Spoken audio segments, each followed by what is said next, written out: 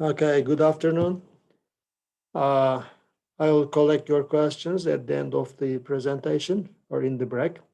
Please take notes regarding with the slides where you may have questions. Today, we are going to study signal detection, a detector design actually, which is based on match filter. And then we'll be discussing radar clutter in space, in volume or surface clutter. Finally, we'll conclude with constant false alarm rate radar.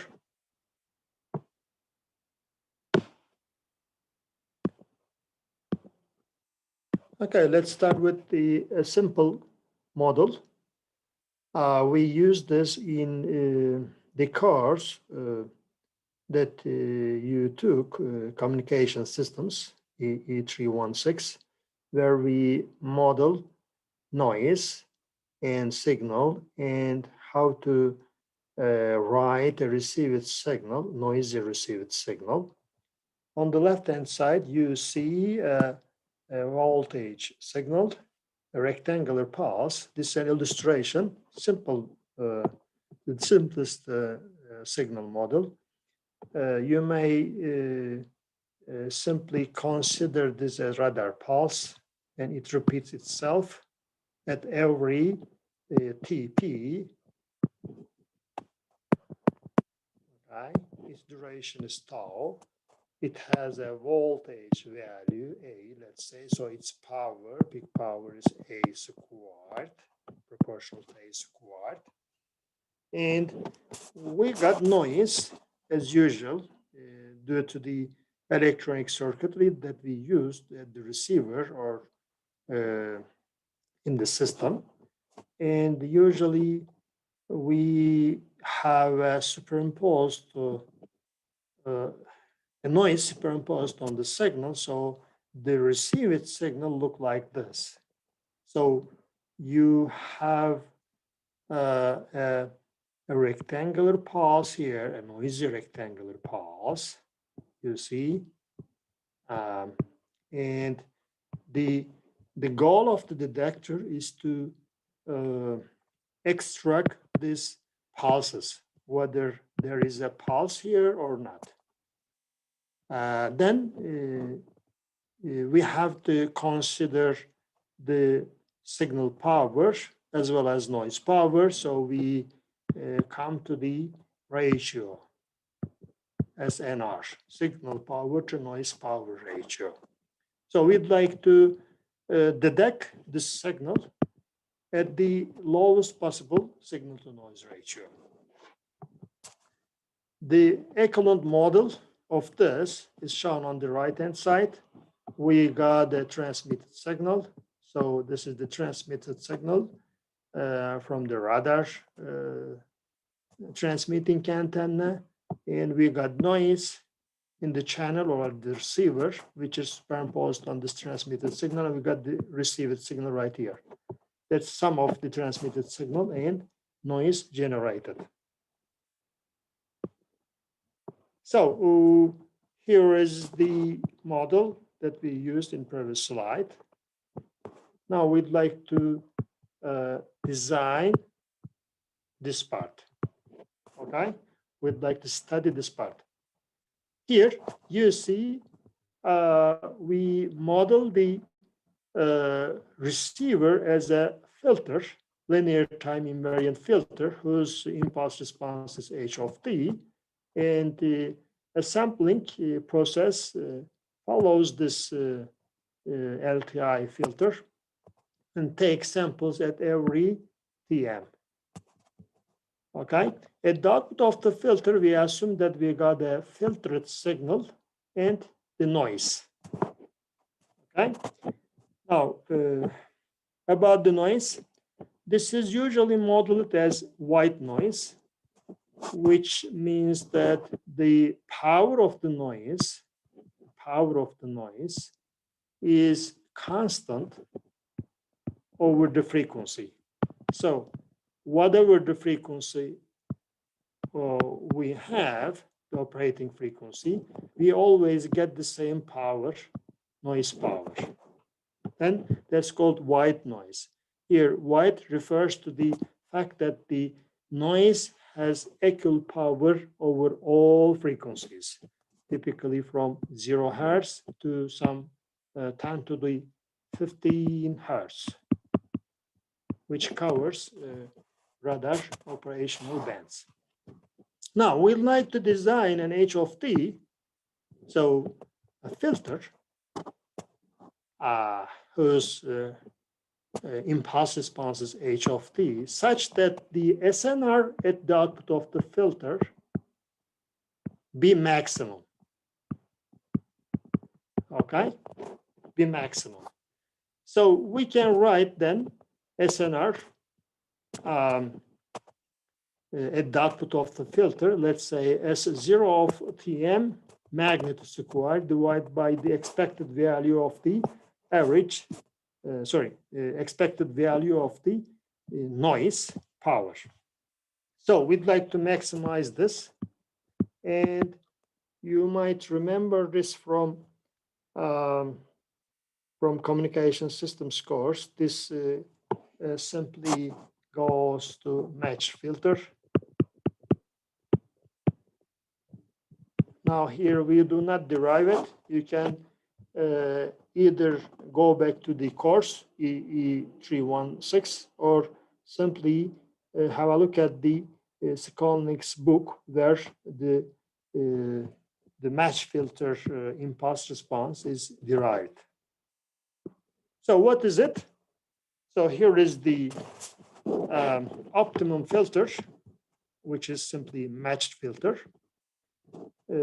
Its transfer function, by the way, let's simply remember signal concept. We got a filter whose impulse response is H of T.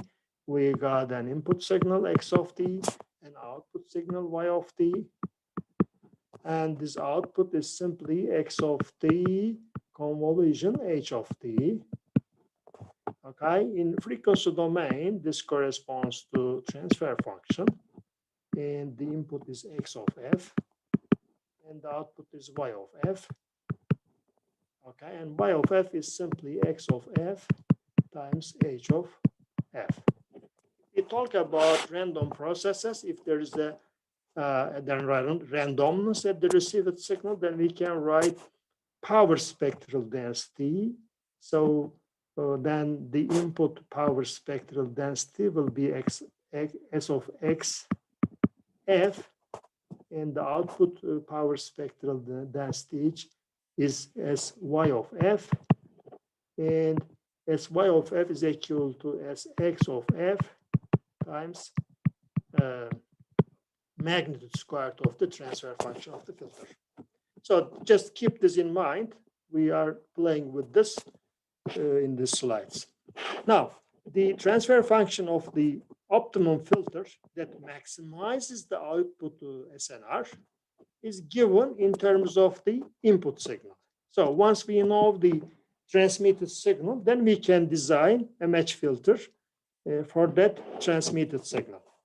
And you see that it has a constant G times the complex conjugate of the transmitted signal times an exponential function with the sampling time Tm.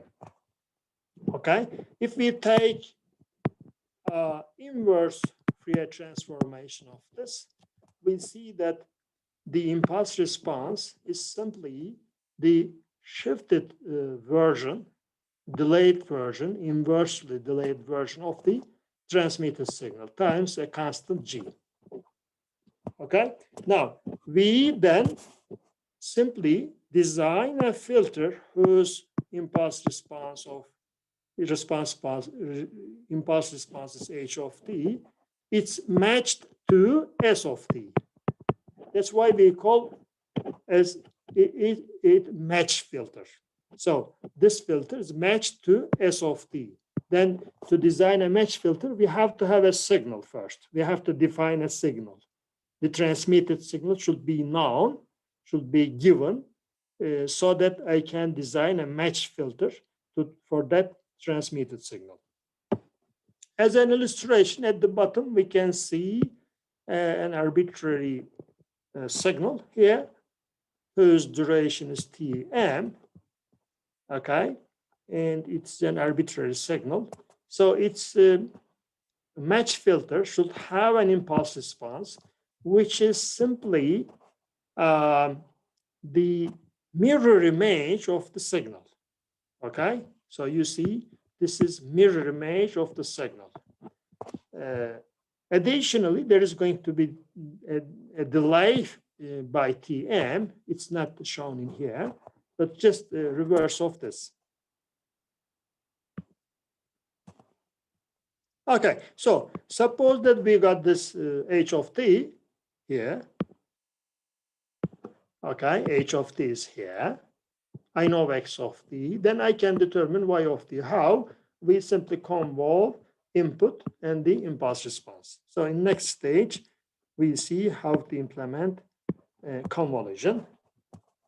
Here we see a sinusoidal pulse. Okay, so here is a sinusoid whose amplitude is A.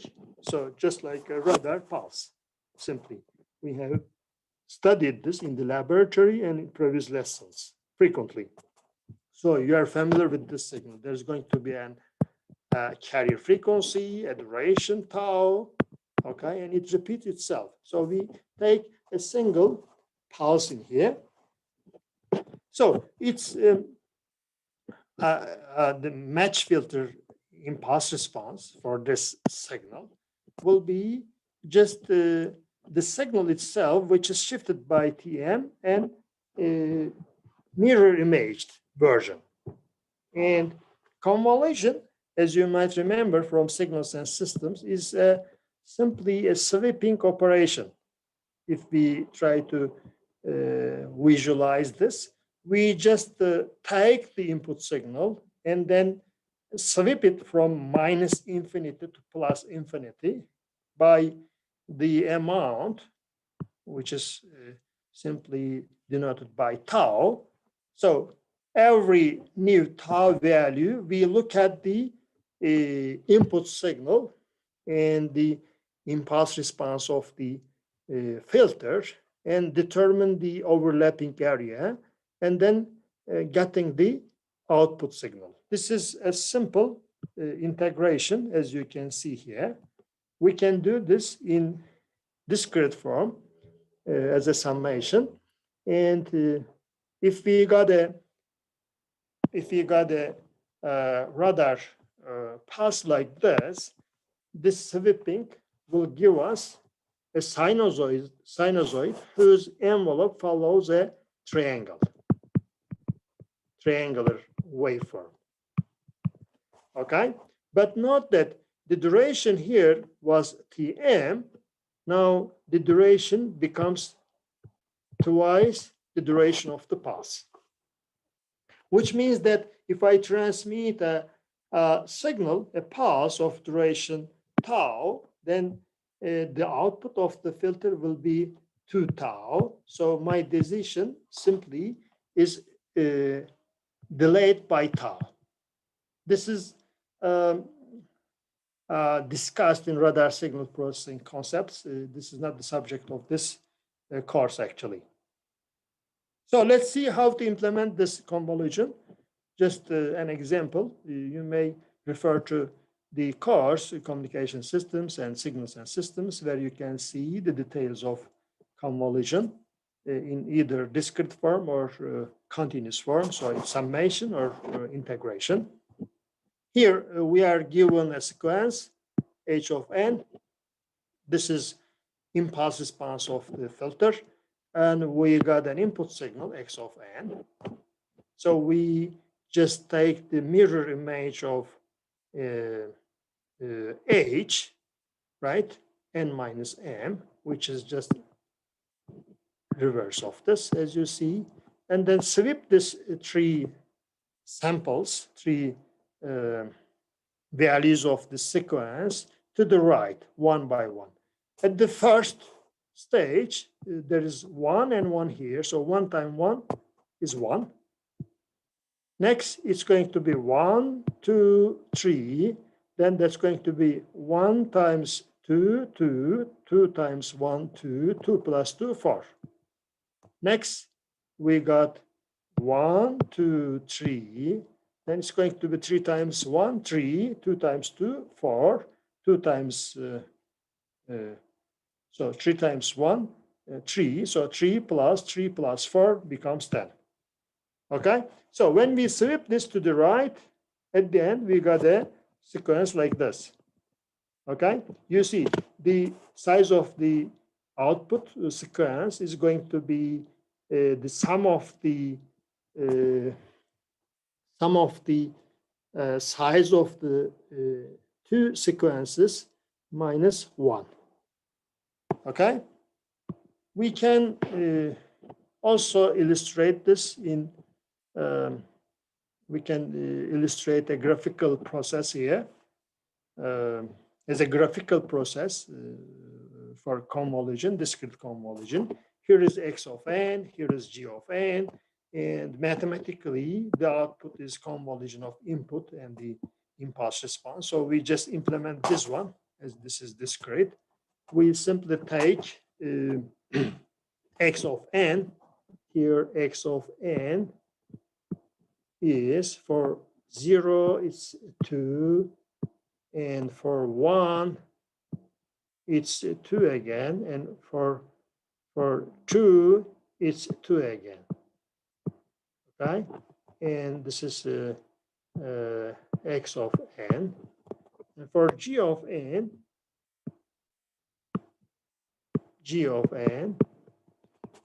it's at 0 it's 1, at 1 it's 2, and at 2 it's 3. Okay, so we then take the reverse of x of n and then sweep it to the right again and look at the numbers and add them up to get the output of the filter. As you can see, the filter response is starting from 0, 1, 2. It should continue that way, right? We have to extend this to cover all the range. Okay, so we know then how to design a filter, which is the heart of the detector. Next, we'll be looking at the waveform, what kind of waveform we can use.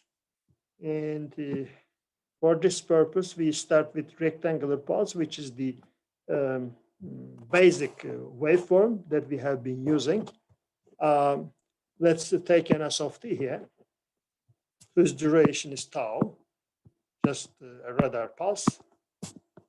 And we look at the spectrum of the signal. We see that it is a sinc.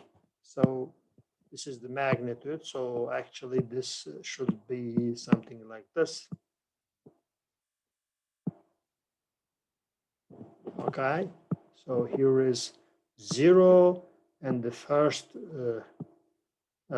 null, second null, and third null goes like this. And we have already shown this, that this is 1 over tau, this is 1 over minus 1 over tau. And if there is a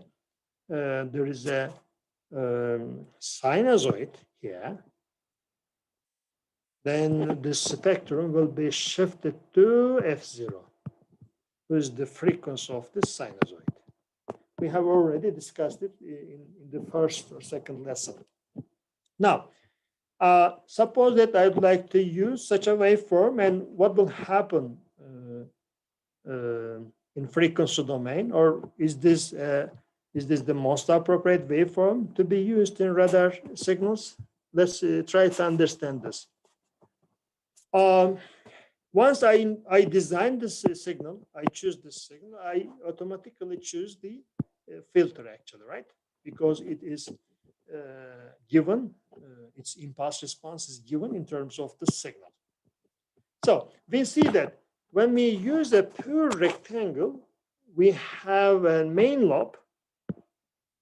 We have a main lobe here, as well as many side lobes. So if we get the magnitude of this, so amplitude spectrum, we'll see side lobes in here, okay? Their amplitudes decay with the frequency, but it goes to infinity, okay?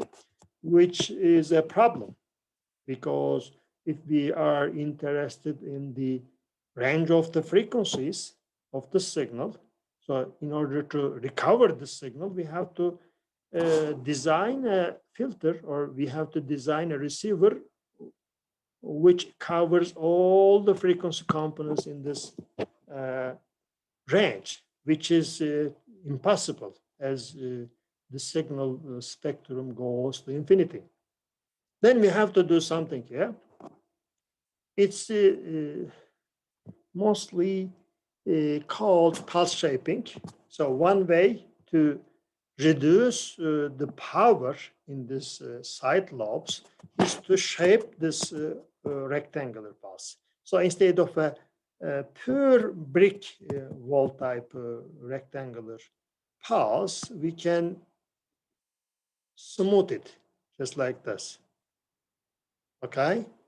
Which will suppress the side lobes, and the energy or power in this side lobes will be reduced, okay, based on this smoothing process, which is called pulse shaping. Sorry,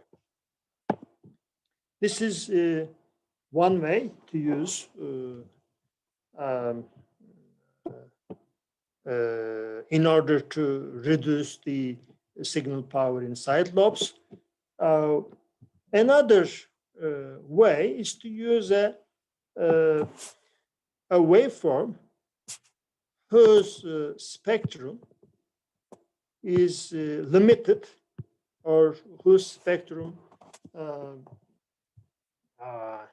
can cover a very limited frequency band, and its side lobes are quite low or can be ignored.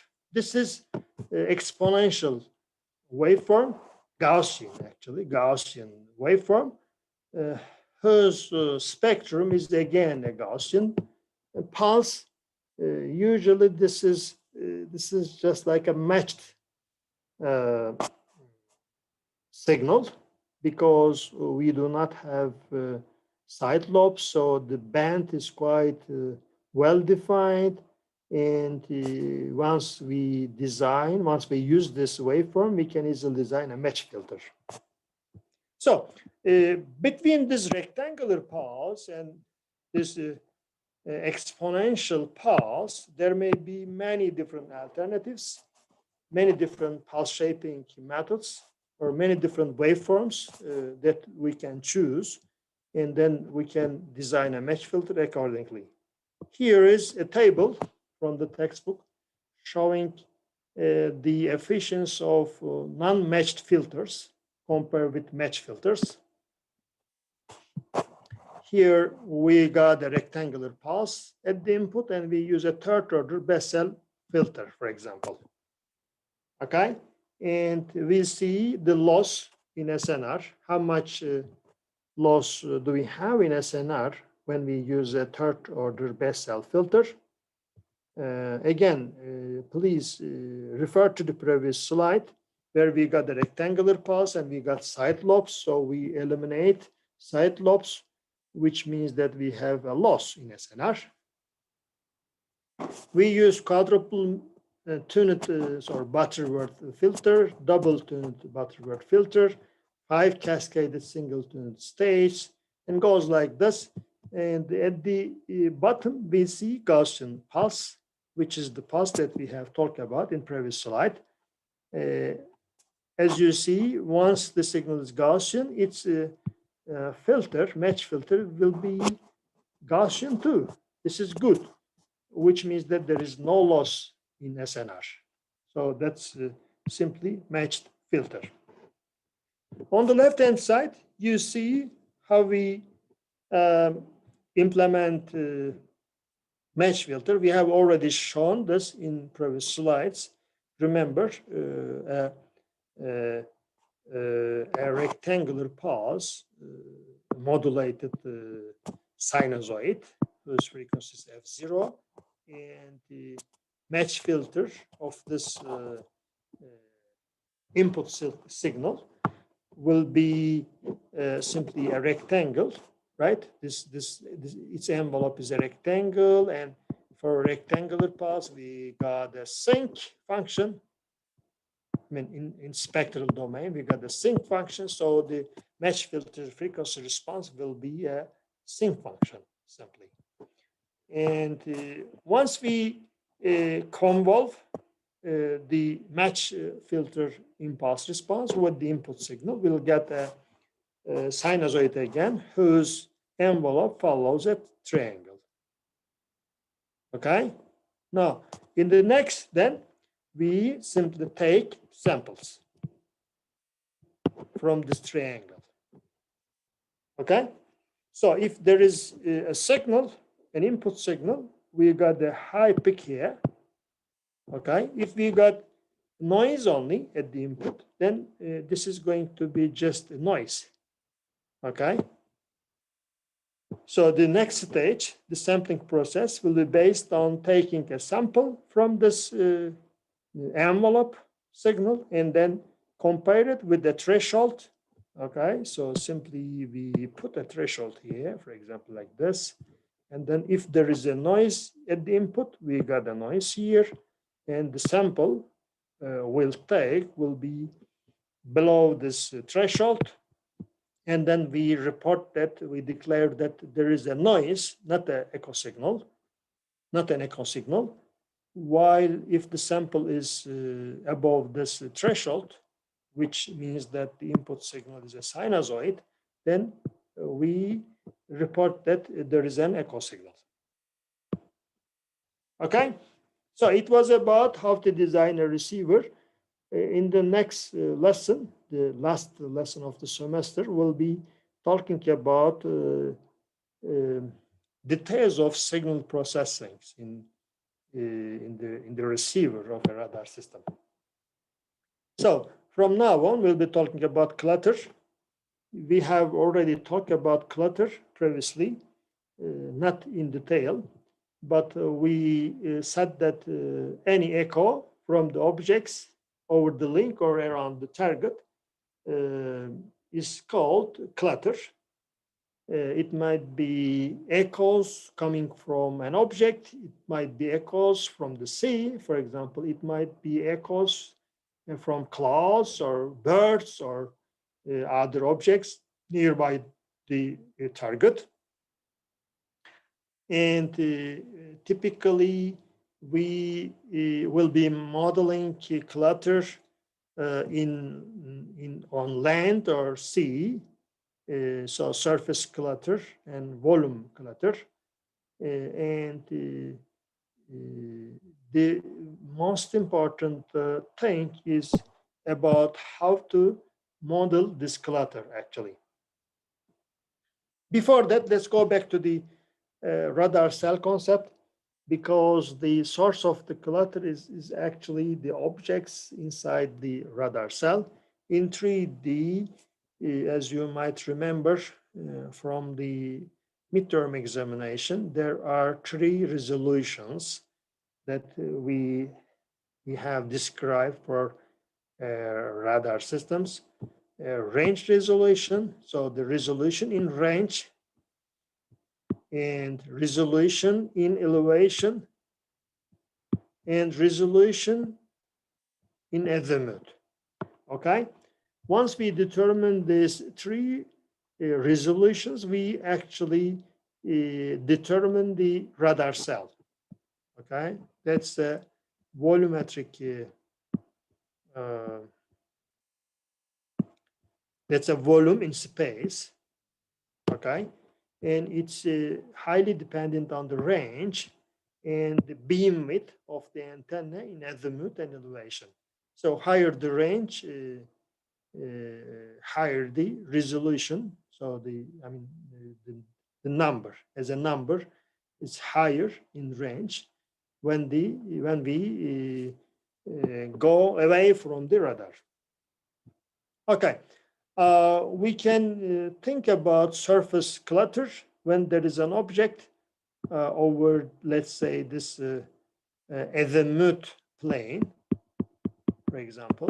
If there is an object inside this three-dimensional cell, then that's going to volumetric or volume clutter. We'll be talking about in the next slides. Before that, we talk about metrics. There are two types of clutters that we'll be talking about in this slide: surface clutter echo, surface clutter, and volume clutter. And there are two parameters for that. One is clutter cross-section per unit area and clutter cross-section per unit volume. So in 3D and 2D, clutter cross-section. These are dimensions parameters, just like reflectivity. Okay, so how much reflection we get from the object, undesired object. And usually we use RCS of the object in a specific area, typically AC. We do not, it's denoted by AC, and or VC as a volume, and divide this RCS by AC to determine this clutter cross-section per unit area. Similarly, eta, which is the clutter cross-section per unit volume, is RCS of the clutter occupying a volume, sigma c, divided by that volume, Vc. Both are dimensionless, so just a number. If it is written in dB, it's 0 to minus infinity dB, or from 0 to 1 in number. Okay, let's see surface clutter. Here we have a radar, an air platform, which illuminates ground, and the pulse width is tau, and we know the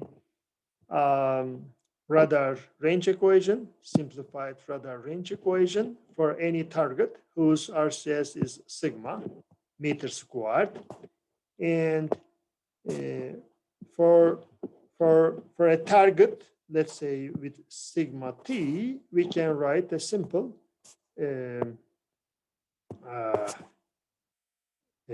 simple equation, radar range equation, and write the signal power. Okay, here S refers to signal power, which is the received power actually. Next, what will happen if we have a surface clutter then? How much signal power is received due to this length illuminated area? On azimuth, we can see this illuminated area.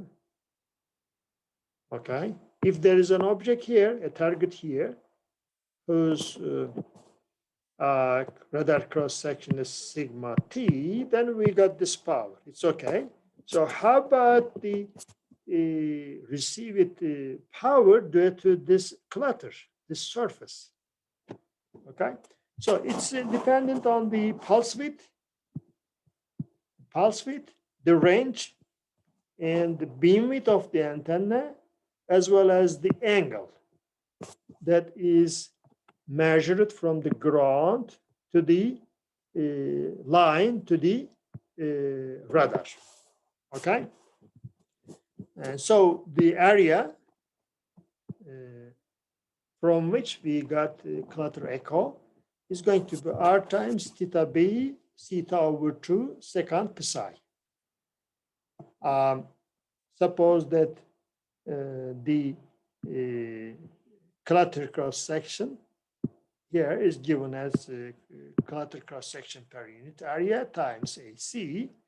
Then we can determine the clutter power using this formula. So we just insert this AC into here, and then this is known because this is dependent on the nature of this surface, whether that's a road, for example, if there is a forest or a farm, for example, whatever it is. So it's highly dependent on the nature of this surface, as well as the frequency, of course. And once we determine sigma c, then we can write the received power due to clutter, and it's denoted by C. So we got signal power right here and clutter power right here. So when we inspect this clutter power, we see that it's proportional to, inversely proportional to the distance cube. It was r to the power 4 in signal, as you see, target, the signal power was proportional to the inverse proportional to the r to the power 4. Now the clutter power is inversely proportional to r to the power 3. Okay, so that's a very important point. The next slide we'll be discussing that. Now, remember that in the beginning of this lesson, we talked about signal to noise ratio. This was undesired signal, right? Generated by the receiver. This is the echo signal we expect. So this ratio was critical. Now, when we got a clutter, then we got clutter echo signal, C, and then we talk about signal to clutter power ratio. So from the previous two equations, we can write signal power to surface clutter power ratio in terms of the reflectivity of the surface, the radar cross section of the target, as well as the range, beam width, pulse width, and the angle. Okay, and from here we can write maximum range in terms of S over C, signal power to clutter power ratio. When we minimize S over C, we maximize the range. Okay, and note that the same range equation was written previously for signal to noise ratio. Okay, and if we compare these two, S over C minimum and S over N minimum, we see that S over C minimum is proportional, inversely proportional to the maximum range, while S over noise, S over N minimum is inversely proportional to the fourth power of the range. Okay? So then there may be some conclusions that we can draw. There may be two different cases. If the clutter is a limiting factor, then we can talk about this equation. If the noise is a limiting factor, we talk about this equation. So we then make two cases, talk about two cases, clutter-dominated operation and noise-dominated operation. In clutter-dominated operation, as you can see, range appears first power instead of fourth power in here. And if we simply change the RCS by a factor of 2, the change in range by a factor of 2. Okay, if you make it 2, then that's going to be 2. while increasing Tx power does not change S over C, there is no transmitting power in this equation. So it doesn't matter you increase the transmit power or not, there is always the same signal to clutter ratio. And moreover, this S over C is independent from the antenna gain and effective aperture. So we do not have gain and effective aperture of the antenna in this equation. But beam width of the antenna is critical. So theta B here is critical. So somehow this is related to the gain, but not directly, because we may talk about two different beam widths, and the gain is dependent on the two. So for this equation, we talk about only beam width, not gain. The long pulse may decreases definitely signal to clutter ratio, as signal to clutter ratio is inversely proportional to the pulse width. So smaller the pulse width, higher or larger the signal to clutter ratio. And signal to clutter ratio may change from pulse to pulse, and pulse integration may not work just like in SNR case. On the other hand, noise-dominated radar operation, as we know, change of RCS by a factor of 2, change in the range only a factor of 1.2. So here we got R to the power 4. Okay? And this is, you see, inversely proportional to the radar cross-section. So we take fourth power of 2 inversely, we get a change in the range only 1.2. It was 2 in S over C. If we increase the transmit power, we can easily increase the signal to noise ratio, because the signal power is directly proportional to the transmit power. And longer the pulse duration, higher the SNR in SNR or noise dominated radar operation. Okay, let's talk about the effect of angles in clutter echoes, on clutter echoes.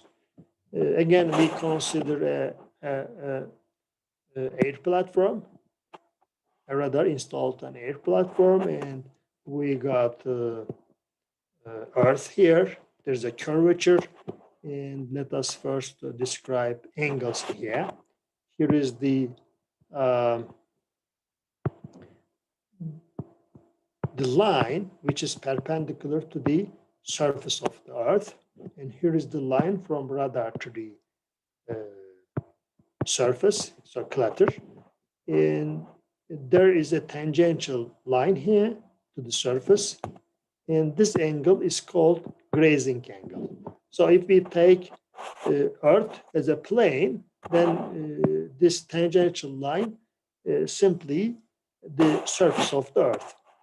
Now, there is another angle here, which is called depression angle, and measured from this line to the direction of the platform.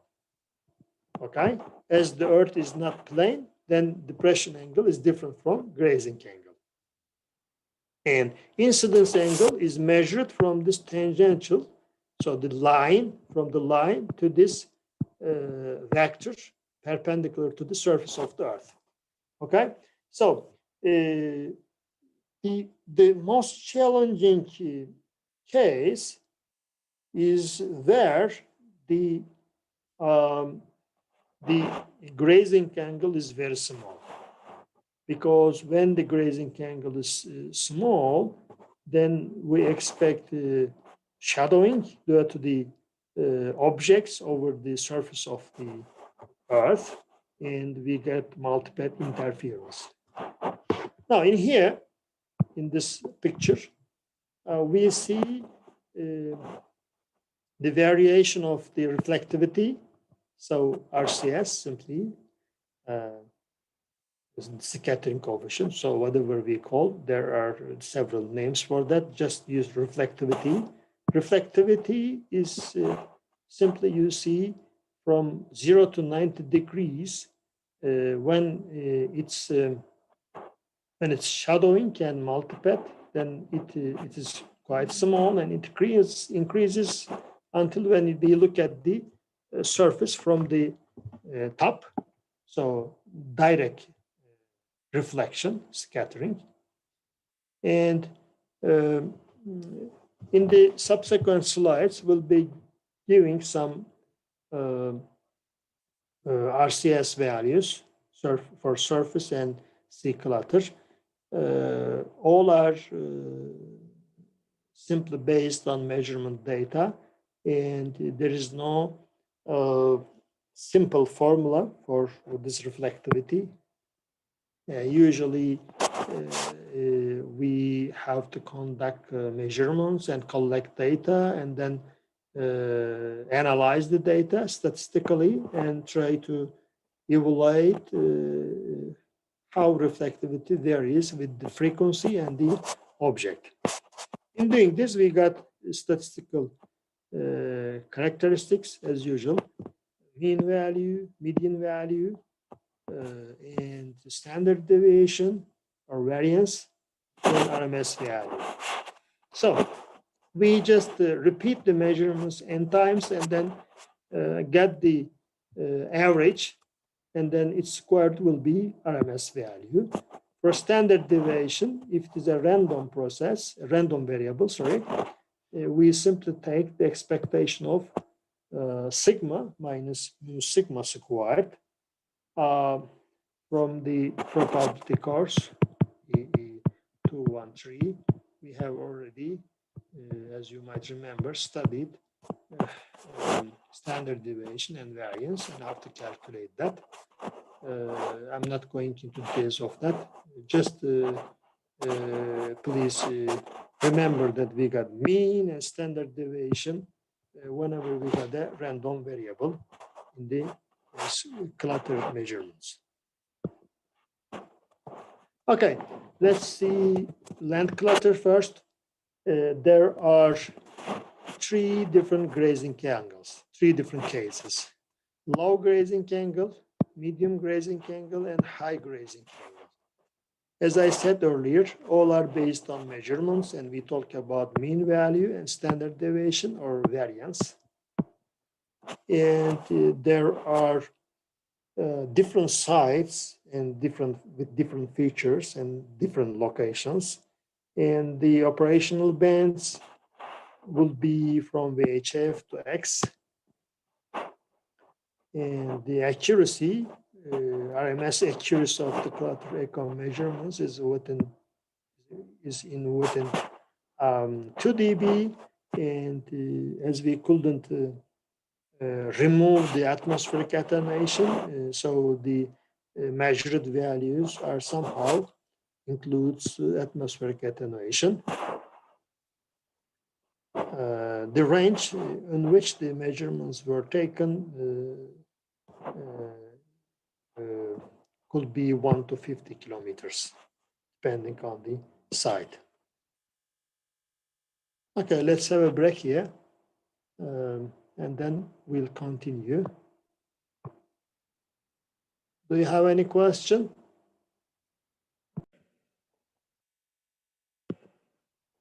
Okay, in this slide, we can see clutter as RCS for forest and farmland, for X band and VHF band. We can see the values of RCS from minus 70 to 0, not 0, less than 0. And the number of hits per set are shown, indicated in the vertical axis. For forest, for example, for X band, the mean value is somewhere between -20 to -30 dB, and about 99% of the data of the RCS values are within the range from minus approximately 12 dB or less. For VHF, we see that the mean value goes up to minus 10 dB, sorry, and it's rather concentrated around, you see here, around minus 40 to minus 5. For X-band, it's a little bit spread from minus 65 to minus 10. For farmland and X-band, we see that it's quite distributed from minus 80 to minus 10 dB. The mean value is somewhere about minus 20 dB, while for VHF, it's about minus 70 dB, which is quite low compared with, if I look at the center here, the concentration, it's quite low compared with X-band. Here is a table showing land clutter for low grazing angle. All are measured values, and from urban to mountains region, or desert or grassland, agricultural or forest, you see, all are listed here. From VHF until X-band, we see a variation of 10 dB from VHF to X-band when it is urban. Urban means the city centers, or around city centers. For mountains, to VHF, it's a little bit higher than urban. And for X-band, it's quite low compared with urban. So it's highly dependent on the frequency, as you see. The operational frequency then is quite critical for detecting objects in urban or mountainous areas. Here is again a measured land clutter variation, again for low grazing angle from VHF to X-band, and we got the mean values at the center you see here, and the standard deviations here, and the extreme values just appear here. So for VHF, for example, the median value of the mean clutter strength reflectivity is in between minus 45 to minus 10 approximately. In a few measurements, it's found to be minus 65, less than minus 65, and goes up to some minus 2, for example. When the frequency increases, the variation decreases, as you can see. For X-band, it's quite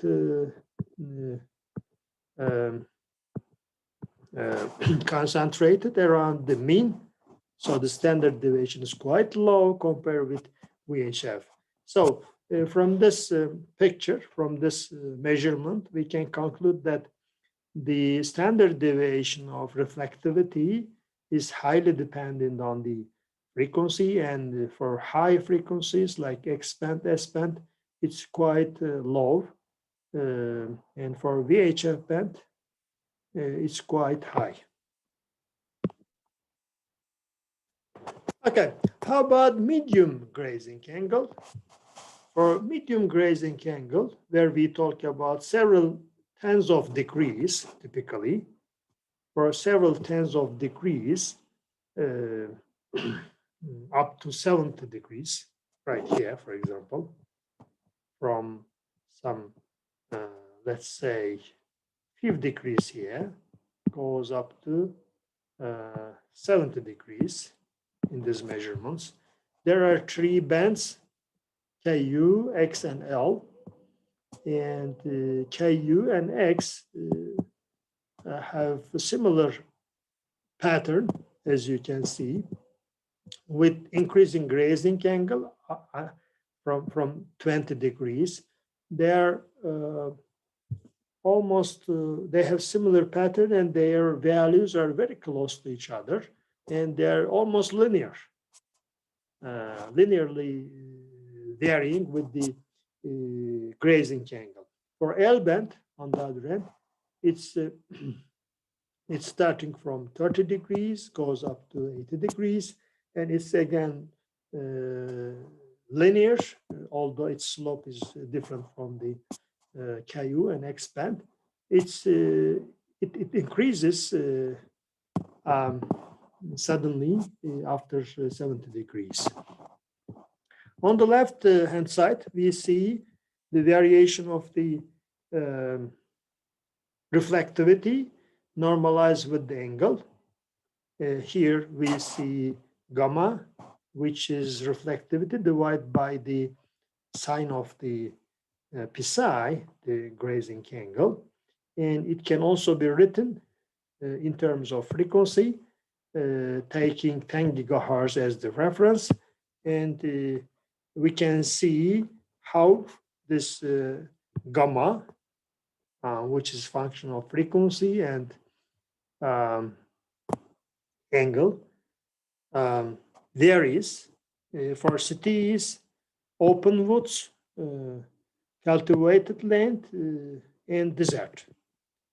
You see it's quite low for desert, high for cities, and its mean value somehow starts from minus 25, goes up to minus 10 dB.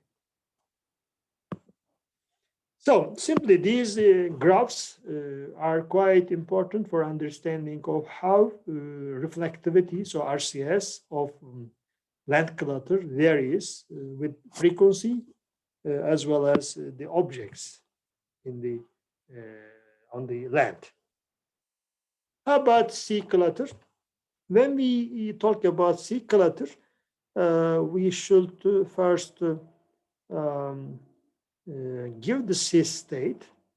Sea state defines actually or measure the wave size or height, and usually waves are related to wind and the duration of the wind in time and space, as well as its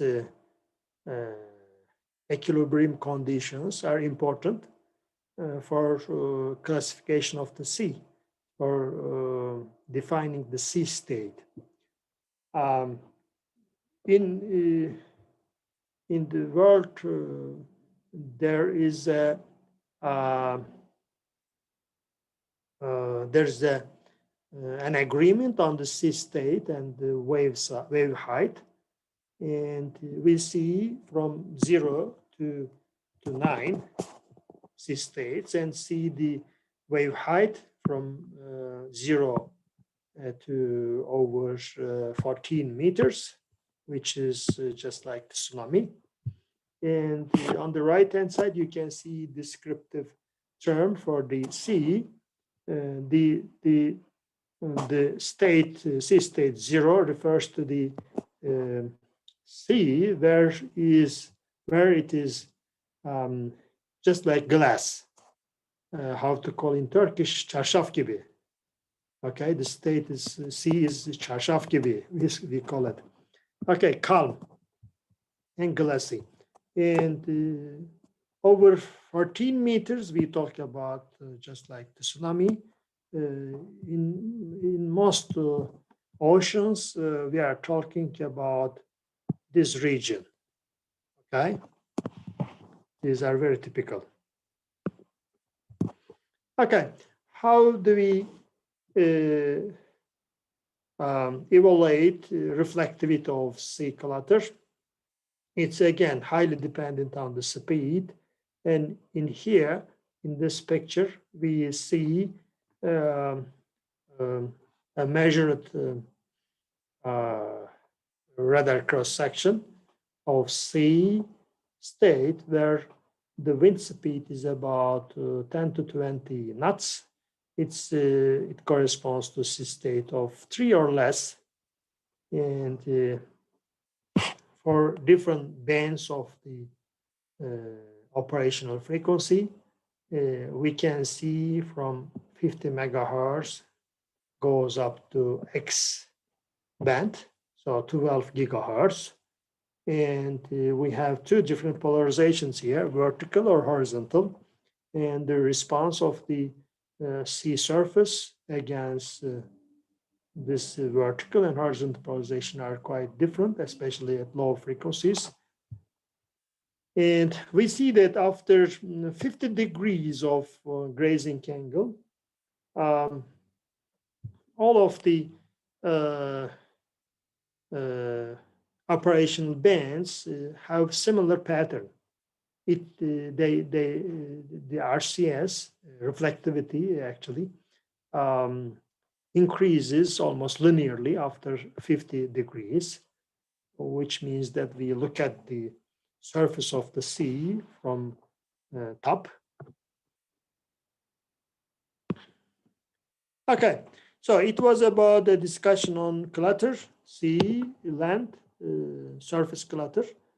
Next, we'll be talking about how to reduce the effects of this clutter. Constant false alarm rate radar. Before that, let's go back to the misdetection, false alarms, and propulsed of detection concept. This was a slide that we have used in, I think, the second or third lesson. Here we got a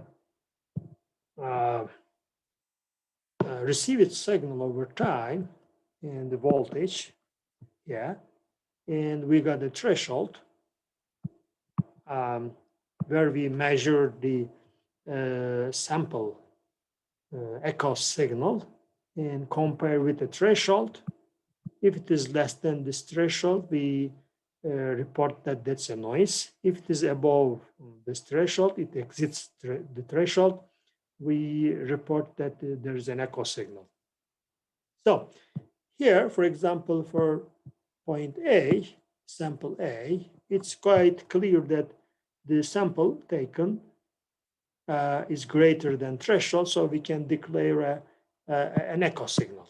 So there is a target present. Okay, for B, it's just about threshold. We can either report this as an echo signal or a noise. If it is a real echo signal, but we report this as a noise, then that's going to be a misdetection, okay? Because there's an echo signal actually, but we report this as a noise. On C, for example, if this is a noise, but we report this as an echo signal, then this is going to be false alarm. So then the threshold here is very critical. If we fix this, and if the clutter affects the signal with time, then it's likely that we can make many errors. We can have more misdetection or false alarms. So we have to think about how to determine this threshold when we have, let's say, surface or sea clutter, where there is a dynamic environment. The clutter is varying with the time and position of the radar or motion, or the land or sea itself. So we have to make this dynamic or adaptive.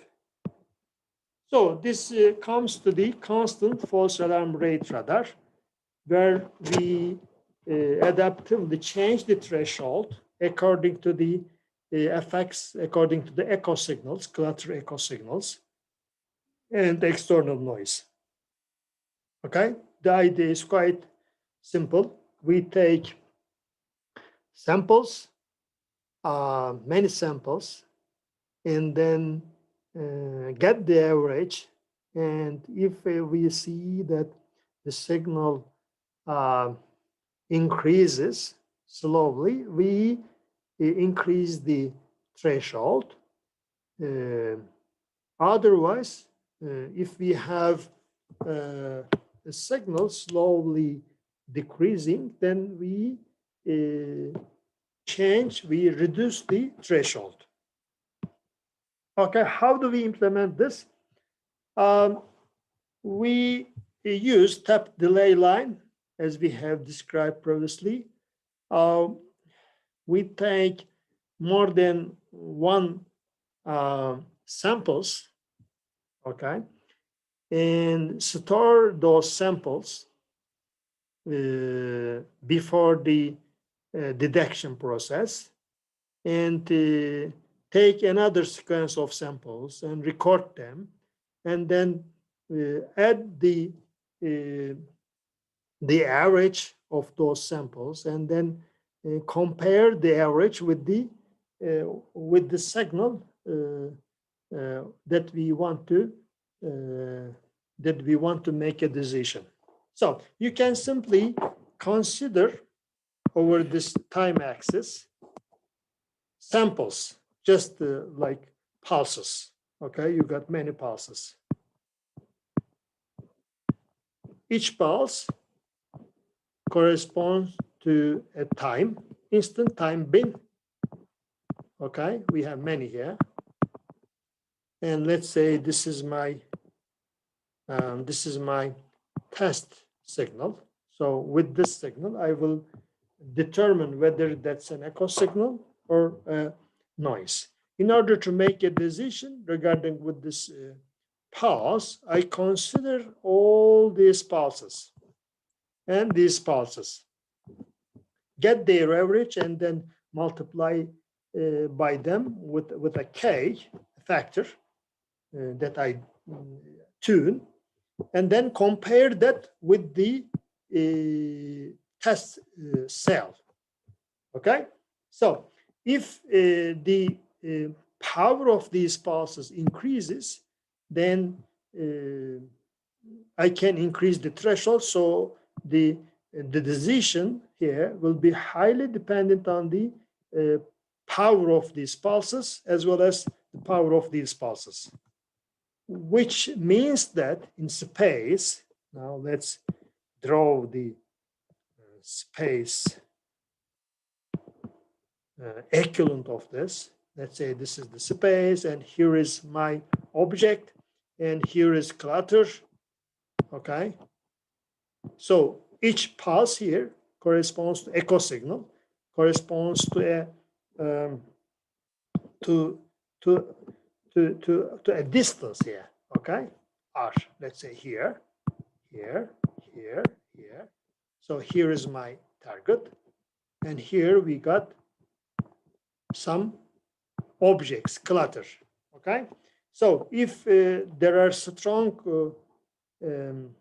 signal coming from this clutter, then I can increase the threshold so that the false alarm will be somehow fixed. Okay, that's the idea. So then the question is, how do we determine the number of cells in this step delay line? How many cells is the best number, or the optimal number of pulses? If we increase the number of pulses, we simply increase the sensitivity to the clutter. And if we increase the cell number, we simply increase the detectability. But if we use more pulses, then we may also have some problems about the loss. We may have problem with the signal to noise ratio. And on this graph here, we see how CFAR loss is varying with the number of reference cells. Let's say M here. But of course, the number of pulses that we would like to integrate, we can integrate, and also probability of false alarm will be important. So we see here 1, 2, 3, 4. You see, and the number of pulses integrated is 1, 3, 10, 30, and 100. And probability of false alarm goes from 10 to the minus 8 to 10 to the minus 4. And when we increase the number of reference cells for any PFA and N, we simply reduce the CFAR loss. That's good. And when we increase the number of pulses integrated, simply we can reduce the number of pulses, reference cells, okay, number of reference cells. So increasing the number of pulses integrated will be decreasing the reference cells. So there is going to be an optimization. We have to determine the probability of false alarm and the number of pulses that we can integrate, and then we can determine the reference cell number accordingly. By the way, CFAR loss is defined as SNR with CFAR divided by SNR without CFAR. Okay? So this is the case where we got simply pulse integration for any specific PFA and PD. Okay? Once we got it, we use CFAR, and then the SNR, of course, increases, and then we are looking at how the CFR loss is dependent on the number of reference cells. Okay, this is the final slide, the last slide of this presentation, of this lesson. It's about signal management. There's an overall picture of a radar system, and we have processes. In the next, the last lesson, we'll be talking about signal processing. So this block, we actually talk about IF amplifier, which was somehow match filter. And then we got, detector and decision stage. When we inspect this picture, we see a waveform here. This is the transmitter side. And here is the receiver side. And we have an exciter, simply a waveform. In our laboratory activities, you can remember a voltage controlled oscillator, for example. And then we got a power amplifier here from the laboratory, the modular radar that we have built up in the laboratory. And then the duplexer, we did not use duplexer, of course, we used two antennas, okay? One for transmit, one for receive. And there are many subjects that we have to consider from the channel side: spatial filter, resolution, angle measurement, beam shaping, adaptive antennas, for example, multipath resolution, for example. These are the concepts that are dealing with the channel and antenna. At the receiver side, we got LNA, as you might remember from the laboratory, and then mixer. Right? There was a mixer that we used, and this VCO was connected to this mixer, as you might remember, using an attenuator right here to balance the power from the LNA and the VCO. And then we got a low pass filter, in laboratory. The modular radar we used in laboratory. And then we look at the output of the LPF using a spectrum analyzer. Now, in reality, of course, we got IF amplifier, detector, decision stage, and then display. So all these functions are performed automatically. Operator is expected to, to, to evaluate the outcomes, the targets on the display and make a decision or inform another unit or person. Okay, so as you can see, there are too many things regarding with a radar system. This quite complicated system. We have actually studied very basic concepts in radar systems. In practice, we have some resources, as you can see here. And the time, for example, we'd like to minimize time usually, minimize bandwidth, minimize space, and minimize energy, especially for air platforms. Space and energy are very critical, and bandwidth is critical as well. And you have to process all of this. You have to do all these processes, perform these processes in a very short time. And you have to respond very quickly. Okay? And we have many external factors, as we have discussed in previous slide: clutter, propagation aspects, and target characteristics, missile, or an air platform, or UAV, or a submarine, for example, or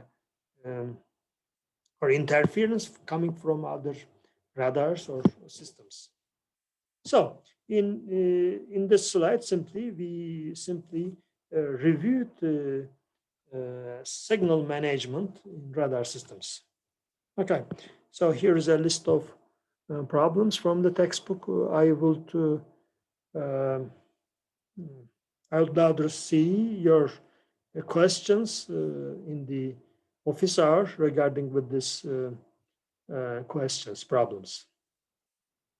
So I'm going to end the lesson.